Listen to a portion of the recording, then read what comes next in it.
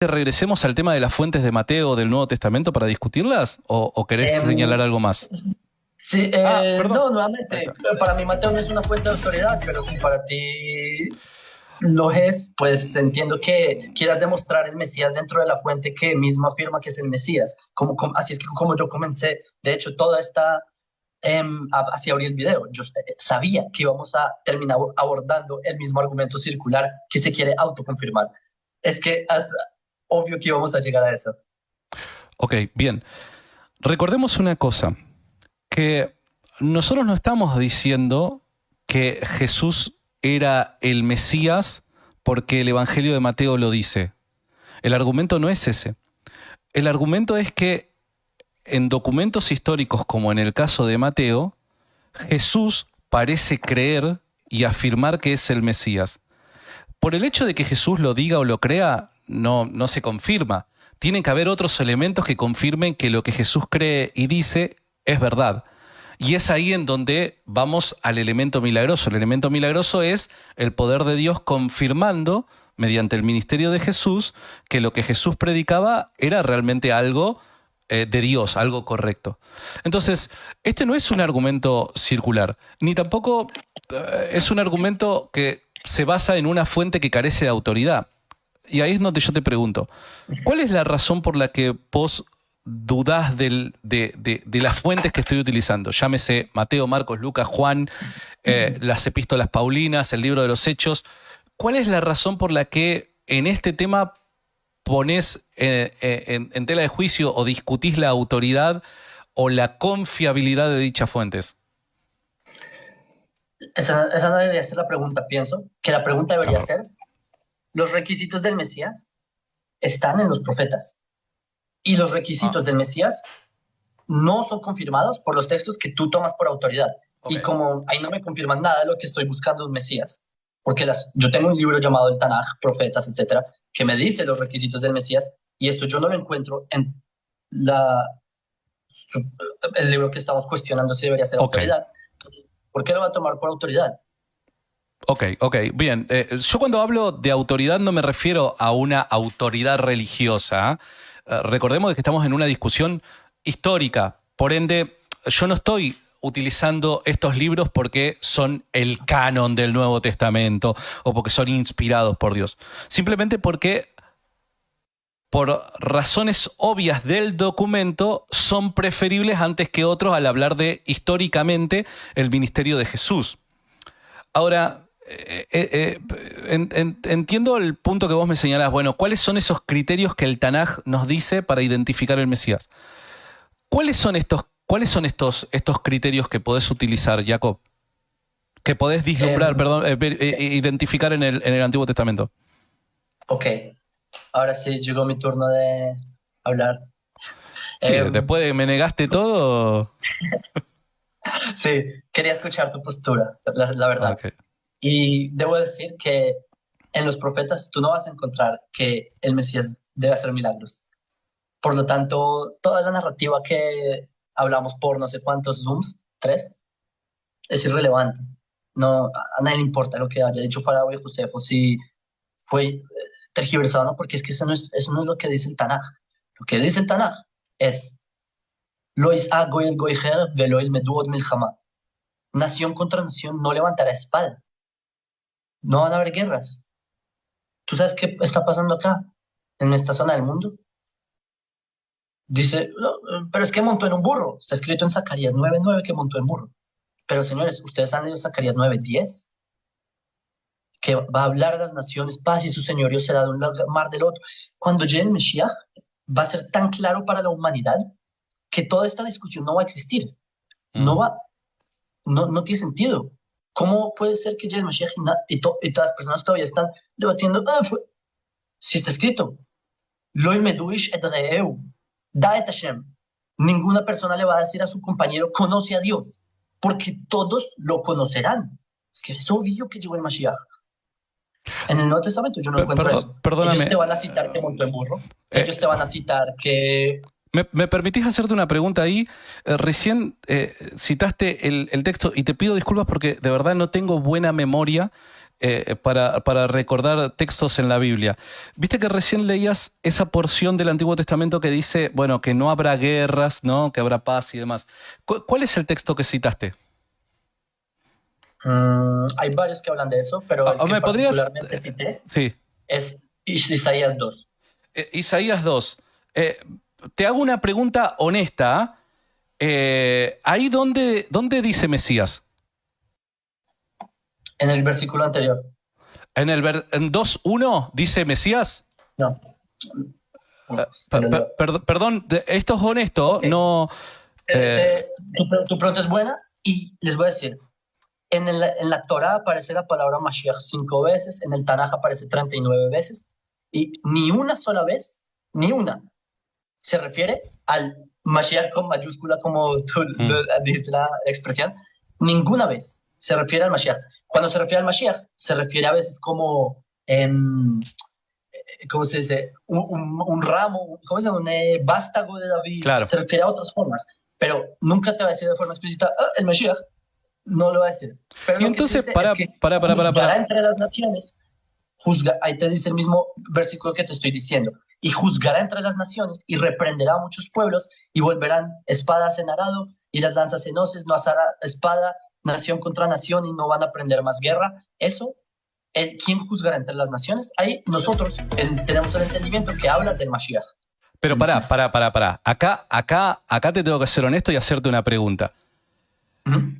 Cuando yo te cité el texto de Qumran, vos me dijiste, ¿ahí dónde dice Mesías? ¿Dónde dice Mesías? Y yo te dije, mi respuesta fue, pese a lo discutible del título, si aparece o no aparece el término Mesías, yo te dije, puede tranquilamente un texto hablar del Mesías, aun cuando el título de forma explícita, Mesías, no aparezca.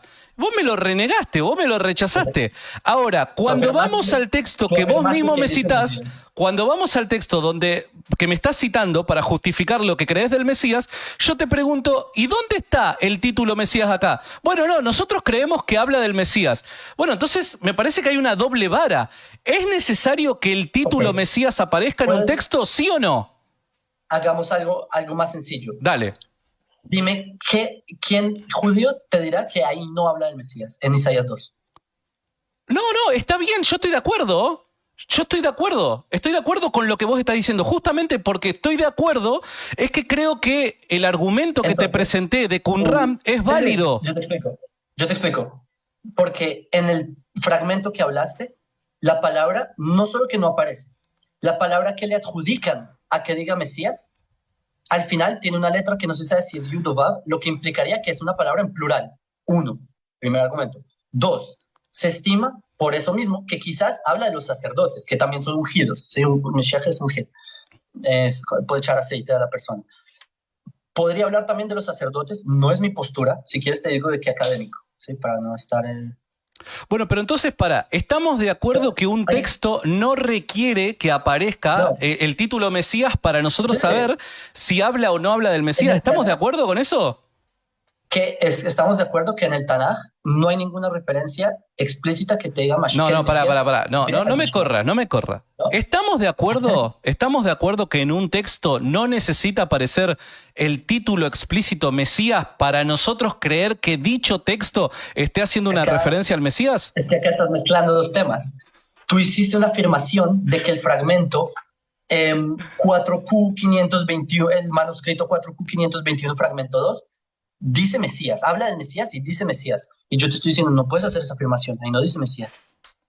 Eso es un tema que están discutiendo los académicos y que no puedes afirmar que ahí dice Mesías. Ahora tú me dices, no, pero podemos decir que se podría referir al Mesías. Podríamos, porque también existe esa postura en la academia. Eso es verdad, pero existe la postura que dice que no.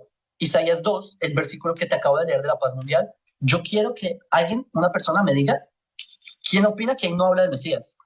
No, estamos de acuerdo que Isaías 2, estamos de acuerdo. Ahora, te hago una pregunta netamente histórica. ¿Cuál es la razón por la que Juan el Bautista, para justificar sus creencias, al preguntarle a Jesús si él es aquel que había de venir, cuál es la razón, por la que Jesús le responde de esa manera a Juan el Bautista? haciendo referencia a sus milagros.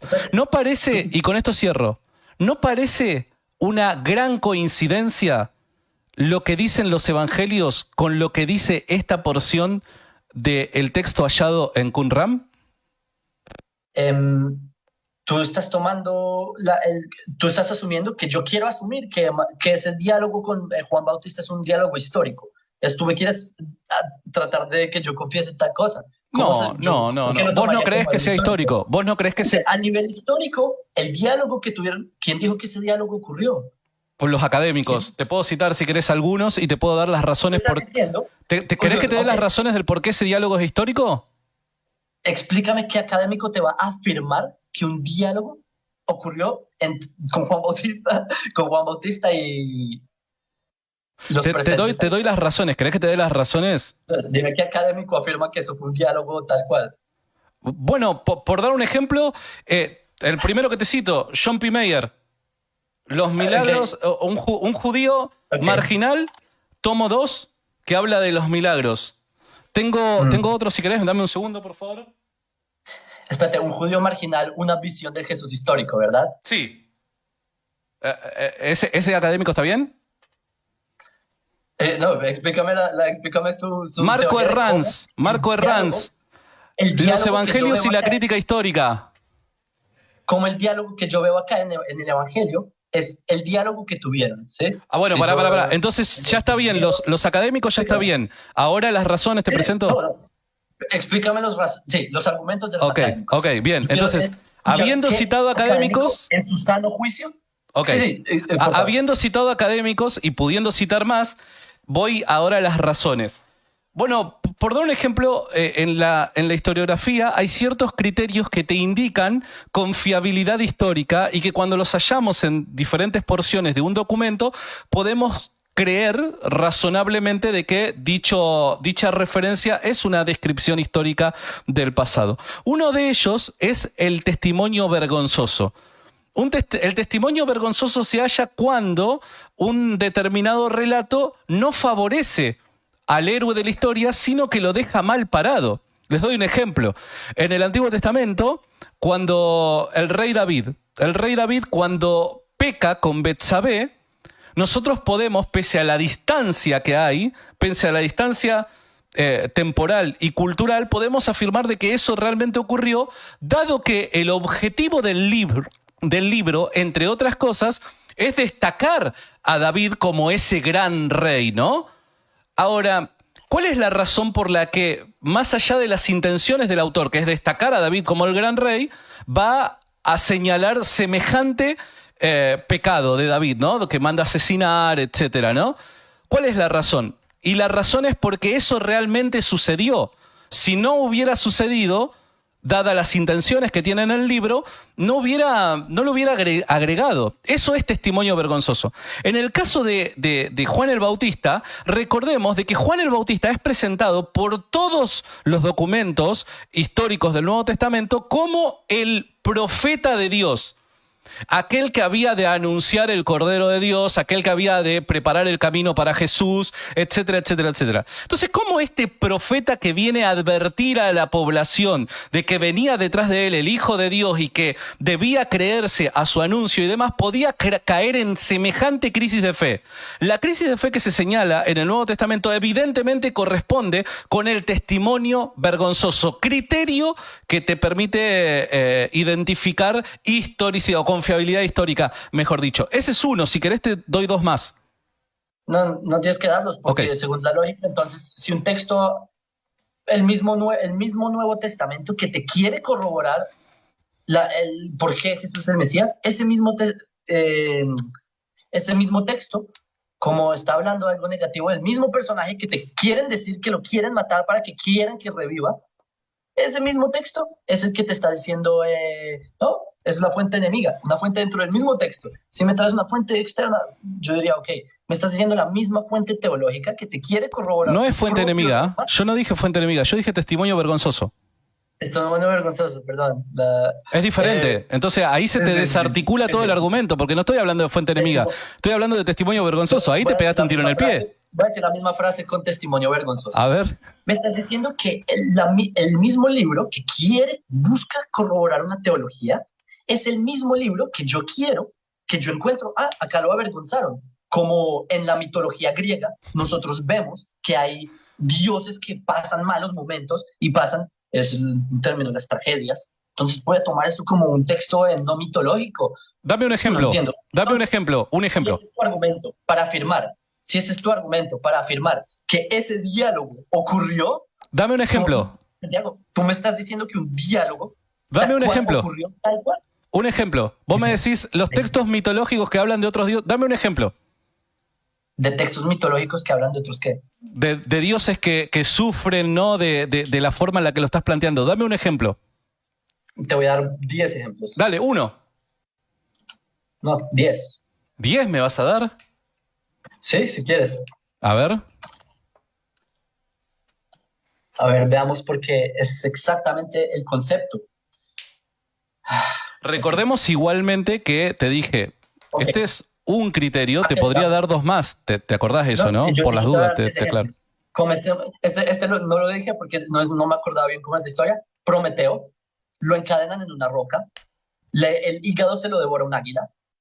¿Y por qué? Porque se robó el fuego de los dioses. Segundo, Atlas está condenado a cargar el peso de toda la existencia, ¿sí? del cosmos en sus hombros. Pero para siempre. Discúlpame que te interrumpa un segundo. Está bien. Está bien los ejemplos que estás dando. ¿Vos entendiste lo que es testimonio vergonzoso? ¿Lo entendiste? Sí. ¿Vos crees que testimonio vergonzoso es lo que me estás presentando? Explícame por qué no. Bien, buenísimo. Por último, ya para ir aterrizando y ya liberarte, y gracias por tu buena onda al estar acá presente. Bueno, entonces, ¿cuál es la razón por la que crees que no son buenos documentos históricos los evangelios? ¿Cuál es la razón? Para mí, Santiago, ese nunca ha sido el tema. El tema es que si yo no veo que hay paz en el mundo, yo no veo que está el templo, yo no veo que los exilios volvieron, el Mesías no ha llegado. ¿Por qué? Porque yo tengo un manual que entregó Dios de acuerdo a nuestra tradición, ¿sí?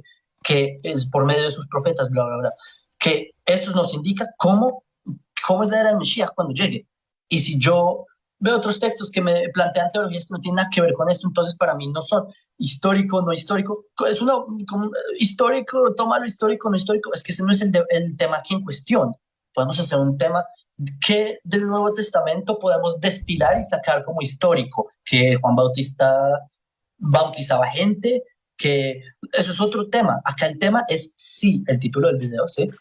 Sí, el Mesías es este personaje que se narra en los evangelios, etcétera. Es que por eso, justamente porque el título de este tema es Jesús es el Mesías de Israel, estamos hablando en tiempo pasado, estamos hablando del ministerio histórico de Jesús, mediados del siglo I en Palestina. Entonces te acabo de explicar la razón de por qué. Bueno, pero ¿por qué yo hago hincapié respecto a las fuentes históricas que nos hablan de Jesús? Porque para saber si Jesús es el Mesías de Israel, tenemos que también tener un conocimiento histórico respecto a lo que hizo y dejó de hacer Jesús. Entonces, es por eso la importancia de saber si los documentos que hablan de Jesús son buenas fuentes históricas, porque estamos hablando de un personaje histórico.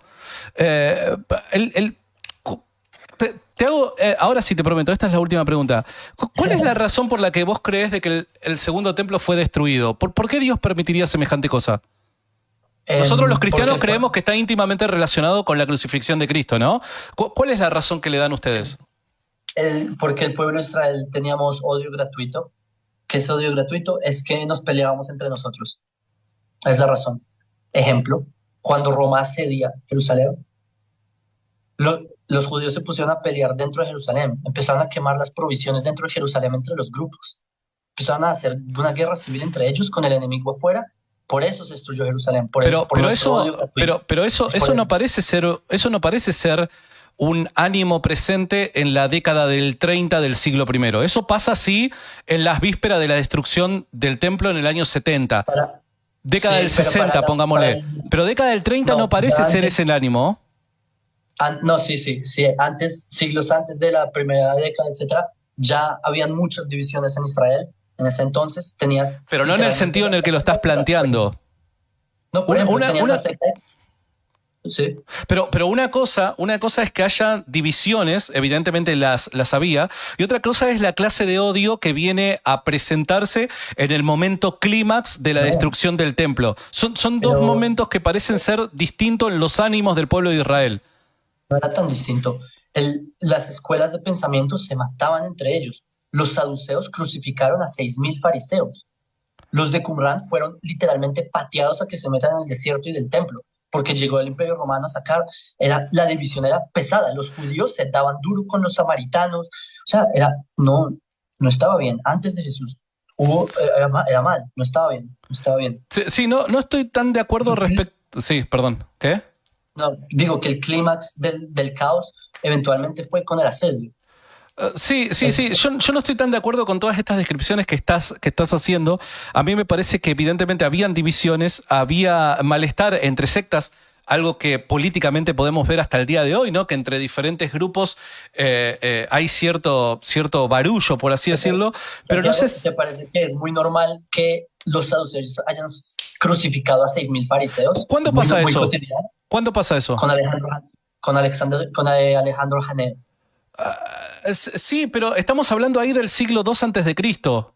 Por eso es Pero exactamente lo que estoy diciendo. ese no es el ambiente que permanece hasta la década del Sí, 70 del siglo primero. sí. No estoy de Las dos acuerdo. escuelas de De hecho, en el pensamiento siglo primero, Shammai, fariseos y saduceos, independientemente de sus diferencias teológicas, conviven en un mismo lugar. no, no, no. Bueno, eso lo De podríamos hecho, discutir. Yo creo de que... estaban los sicarios, estaban los celotes, todas estas de Judas el Galileo. O sea, eran sectas que ya querían ir a No, degollar en los a los celotes saduceos. obviamente, en los celotes estaría de acuerdo, pero afirmar de que Ellos son de escuela farisea. los saduceos y fariseos no convivían entre ellos en la primera mitad del siglo primero me parece un poco descabellado. Convivían, Los ¿habían celotes diferencias? Claro que habían diferencias. Habían las los celotes diferencias. Yo son no tengo... ¿Cómo? Los celotes son una escuela que salen de los fariseos. Pero no eran Una escuela, fariseos. unos militantes. Sí, los celotes, por ejemplo, tienes a Ben Batij, que él era literalmente Jacob, el sobrino de un rabino más grande fariseo, era de la escuela Jacob, fariseo. pero Jacob, o sea, los celotes no son una escuela de pensamiento. Los celotes No, son un por eso grupo digo, reaccionario. exacto, eran fariseos que reaccionaron contra lo que imponían los saduceos por medio de la ley. Vos para ser celote no tenías que ser fariseo.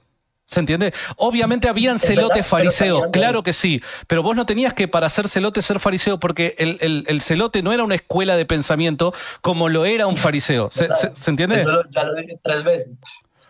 Ok, bueno, entonces no me diga que los celotes eran fariseos, porque no era Eran así. fariseos. Bueno, ok. Salieron de los fariseos, un grupo militante Ok. que salieron de los fariseos, no entiendo el drama. Ok.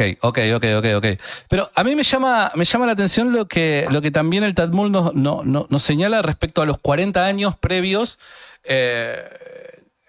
a la destrucción del templo, que según ciertas señales que ven, parece Déjame terminar, Tratado de Rosh Hashanah, etc.